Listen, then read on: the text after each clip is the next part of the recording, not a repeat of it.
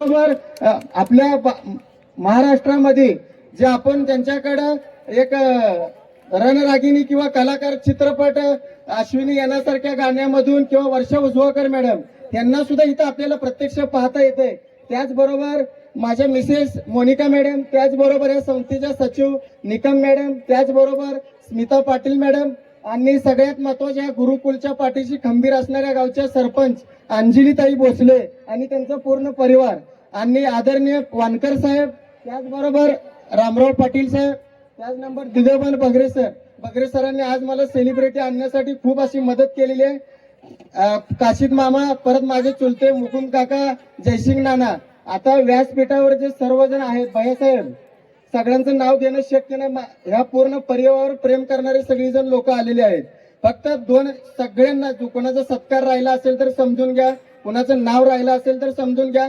आजचा आपल्याला महत्वाचा कार्यक्रम मकरंद अनासपुरे सर आणि वर्षा उजवाकर आणि विश्वास पाटील साहेबांचं आपण व्याख्यान ऐकलेलं आहे आणि आदरणीय राजन मालक आणि तसंच या परिवाराचे सर्व मार्गदर्शक। मला फक्त एकच गोष्ट सांगायची आहे की आपल्या शिक्षण संस्थेला 5 वर्ष पूर्ण झालेले आहेत, म्हणून आपण 5 व्यक्तींना आता जीवनगौरव पुरस्कार देणार आहोत। पहिला जो जीवनगौरव पुरस्कारासाठी जे आपण मान्यवर निवडलेले आहेत या मोहोळ तालुक्याचे विकास पुरुष आदरणीय राजन मालक आणि त्याचबरोबर माझ्याकडे काहीच नसताना आज सगळं आहे भगवंताच्या श्रीकृष्णाच्या आशीर्वादानं, पण काहीच नसताना वाघुलीच्या माळ रानावरती जिथं इचू काटा, जिथं सापांचं वारुळ असायचं त्या ठिकाणी मी संस्था बांधण्याचं धाडस केलं।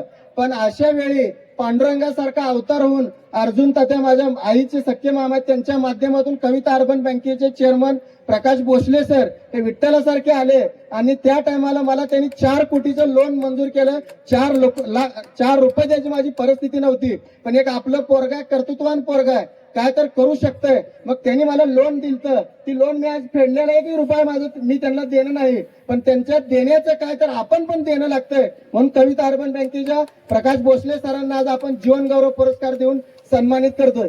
त्याचबरोबर मला एवढ्या संस्था चालवत असताना आरोग्याचे अनेक प्रॉब्लेम येतात आणि हे मला कधी रात्री बेरात्री काही जरी अडचण आली, माझे पालक असो, विद्यार्थी असो, माझे गाववाले असो, यांना अडचण तर डॉक्टर दीपक गायकवाड सोलापुरातले नामांकित असे हृदयरोग तज्ञ आहेत, त्यांना सुद्धा आज आपण एक विशेष आरोग्य तज्ञ पुरस्कार देत आहोत।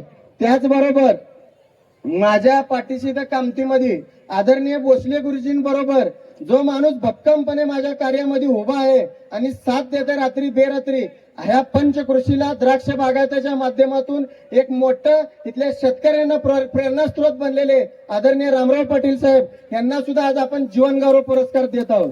त्याचबरोबर एक सर्वसामान्य माणूस, एक मजूर असणारा माणूस काय करू शकतोय, मजूर असणारा माणूस जिल्हा परिषदच्या अनेक समितीचा सभापती, जिल्हा परिषद सदस्य आणि साधी राहणीमान उच्च विचारसरणी।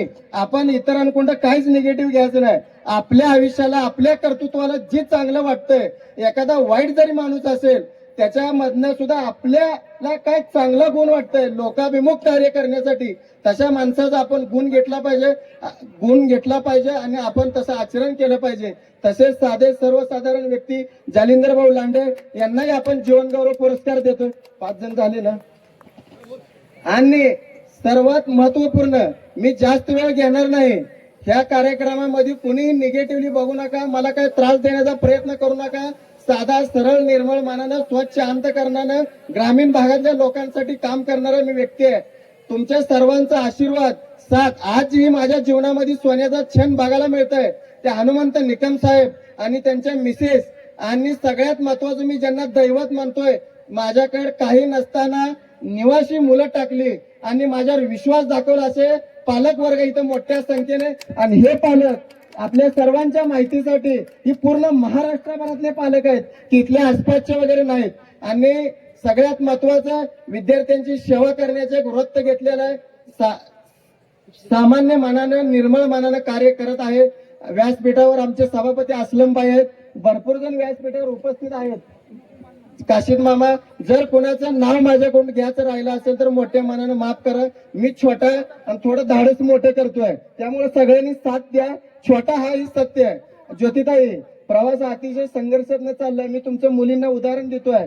एक सूत्रसंचालन करणारी एका गरिबाची लेख काय करू शकते तिच्या कर्तृत्वाच्या जोरावर दिल्लीच्या सर्वोच्च राज्यसभेच्या सभागृहामध्ये जाऊ शकते. आपण कुठल्याही वाईट निगेटिव्ह गोष्टी बघायच्या नसते. जो करतोय त्याच्या कर्तृत्वाला सलाम करायची. सलाम करता येत नसेल तर साथ द्यायची. साथ देता येत नसेल तर करायला चांगलं अशी फक्त मनातनं भावना ठेवायची. आणि जो स्वच्छ मनानं कार्य करत असतोय त्याच्या पाठीमागे भगवान श्रीकृष्ण उभा राहतोय. त्याचा मला स्वतःला अनुभव आहे.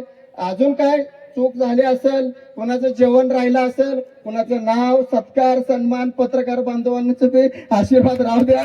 तुमच्यामुळे सगळं व्यवस्थित चालू आहे. काय जरी विषय झाला तर मालक पत्रकार म्हणतात गरीबाचं पोरगा आहे, साधं पोरगा आहे, करायला करू द्या. आणि ह्या कार्यक्रमाला कुठलंही राजकीय स्वरूप नाही. कारण विश्वास पाटील सारखे विद्वान, कारण 99 अखिल भारतीय महाराष्ट्र मराठी साहित्य संमेलनाचे त्यांनी अध्यक्ष म्हणून इथं कार्य केलेलं आहे पूर्ण. आणि ते आपल्याला इथं लाभलेले आहेत. मकरंद अनासपुरे यांच्यासारखा अभिनेता खुर्ची सम्राट पिक्चर बघितल्यानंतर ना मला सुद्धा कधी कधी म्हणते ती तसं बालक दिसतंय बारकं, पण तसं काय सुद्धा नाही.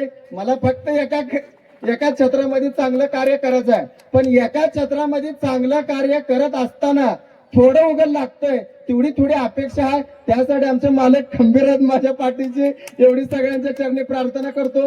बोलता बोलता वर्षाताई उसगावकर सारख्या ह्या गुरुकुलच्या मुली घडाव्या. आणि पूर्ण भारतामध्ये या श्रीकृष्ण गुरुकुलमध्ये आज 1,500हून जास्त विद्यार्थी शिक्षण घेतात. हे विद्यार्थी वेगवेगळ्या जिल्ह्यामध्ये वेगवेगळ्या राज्यामध्ये IAS IPS कलेक्टर, चांगले आमदार, चांगले खासदार, गोरगरिबांच्या प्रश्नांसाठी लढणार एक कर्तृत्ववान लेकरं घडावी अशी तुमच्या सर्वांच्या लेकराला भगवान श्रीकृष्ण चरणी प्रार्थना करतो. बोलता बोलता काय चुकलं असेल तर माफ करा. जय श्रीकृष्ण, जय भारत, जय महाराष्ट्र. आदरणीय राजन मालक, जय श्री